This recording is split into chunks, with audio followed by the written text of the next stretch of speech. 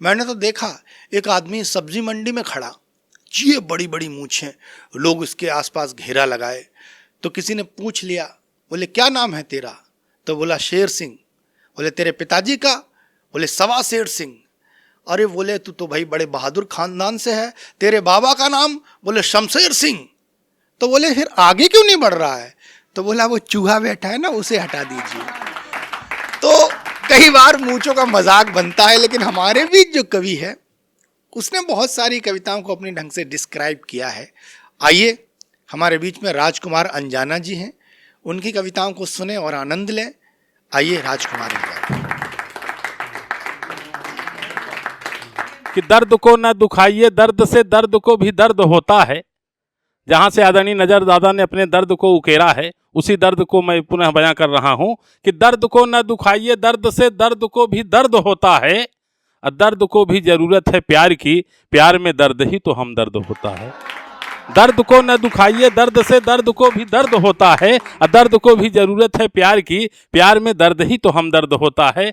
और नजर दादा के सम्मान में तब मैंने कह दिया कि नजर की नजर ने नजर से कहा, नजर की नजर ने नजर से कहा, नजर की नजर कहाँ खो गई है। और नजर की नजर ने नजर से बताया, नजर की नजर को नजर लग गई है।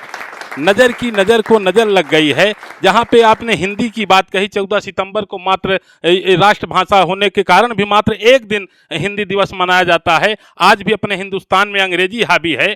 तब मुझे एक जुमला याद आता है। एक बार धोखे से, गलती से एक अंग्रेज महोदय इंडिया की धरती में आ गए और उनकी मुलाकात एक अल्हड़ देहाती किसान से हो गई। किसान बेचारा ट्रैक्टर से अपने खेत की जुताई कर रहा था। अचानक उसका ट्रैक्टर कीचड़ में जा फंसा। काफ़ी एक्सीलरेटर लेता था, लेकिन ट्रैक्टर कीचड़ से बाहर नहीं निकल पाया।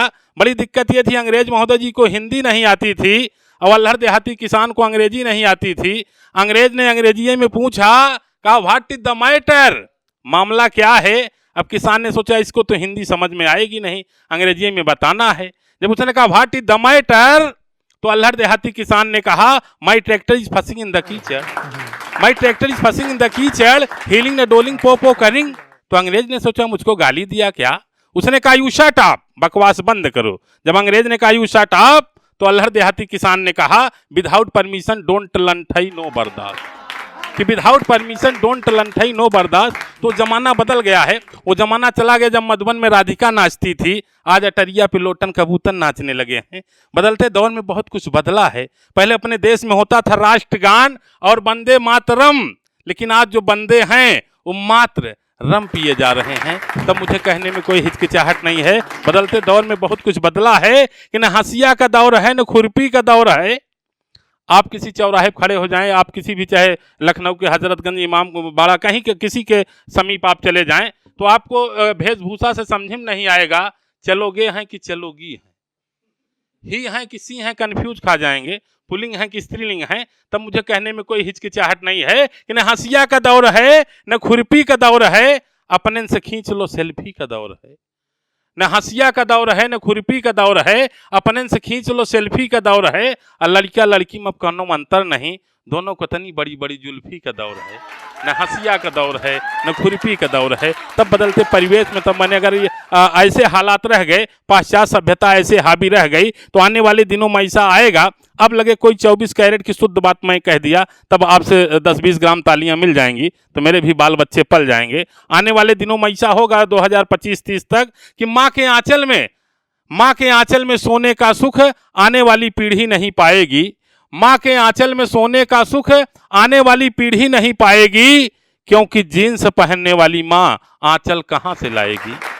माँ के आंचल में सोने का सुख आने वाली पीढ़ी नहीं पाएगी कि जीन्स पहनने वाली माँ आंचल कहाँ से लाएगी। फहरिस्त बड़ी है और समय की अपनी सीमा है। मैं इन पंक्तियों के साथ अपना जगह लेना चाहता हूँ कि इधर सर को, जहाँ तमाम तरह की बातें हुई प्यार की, मोहब्बत की, लेकिन मैं 4 पंक्तियाँ देता हूँ कि इधर सर को या उधर सर को मगर मेरे पहलू से न सर को, इधर सर को या उधर सर को मगर मेरे पहलू से न सर को। और सर को तो यूं सर को कि कलम कर दो मेरे सर को, सर को तो यूं सर को कि कलम कर दो मेरे सर को। जंग की कविता जिसका शीर्षक है दया।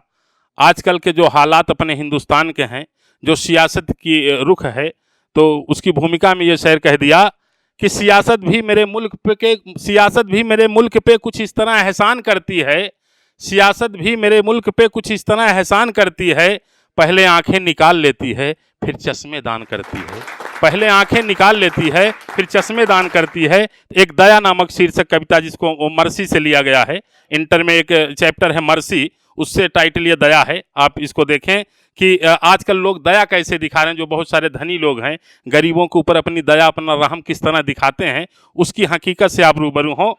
जी जी जी जी, कि भूख में होती है कितनी लाचारी, कि भूख में होती है कितनी लाचारी, यह दिखाने के लिए एक भिखारी, भूख में होती है कितनी लाचारी, यह दिखाने के लिए एक भिखारी लान की घास खाने लगा। भूख में होती है कितनी लाचारी, यह दिखाने के लिए एक भिखारी लान की घास खाने लगा। घर की मालकिन में दया जगाने लगा, दया सचमुच जागी, मालकिन आई दौड़ी भागी भागी, क्या करते हो भैया, मालकिन आई दौड़ी भागी भागी, क्या करते हो भैया। भिखारी बोला भूख लगी है मैया, भिखारी बोला भूख लगी है मैया, अपने आप को मरने से बचा रहा हूं इसलिए घास ही चबा रहा हूं। भिखारी बोला अपने आप को मरने से बचा रहा हूं इसलिए घास ही चबा रहा हूं। मालकिन ने आवाज में और मिश्री घोली और ममता मई स्वर में बोली, कुछ भी हो भैया ये घास मत खाओ, मेरे साथ अंदर आओ। कुछ भी हो भैया ये घास मत खाओ, मेरे साथ अंदर आओ। तो जब अंदर भिखारी जाता है तो वहां का दृश्य देखें कि दमदमाता ड्राइंग रूम, जगमगाती लाबी, ऐसो आराम के सारे ठाठ नवाबी, फलों से लदी मेज, किचन से आई जब महक बड़ी तेज, फलों से लदी हुई खाने की मेज और किचन से जब आई महक बड़ी तेज, तो भूख पेट में बजाने लगे नगाड़े, तो भूख बजाने लगी पेट में नगाड़े। लेकिन मालकिन ले आई मुझे घर के पिछवाड़े, लेकिन मालकिन मुझे ले आई घर के पिछवाड़े। और ममता मई स्वर में बोली, भिखारी भौचक्का सा देखता रहा, लेकिन मालकिन ने और ममता मई स्वर में बोली कि नर्म है, मुलायम है, कच्ची है, इसे खाओ भैया, बाहर के घास से ये घास अच्छी है, इसे खाओ भैया, बाहर के घास से ये घास अच्छी है।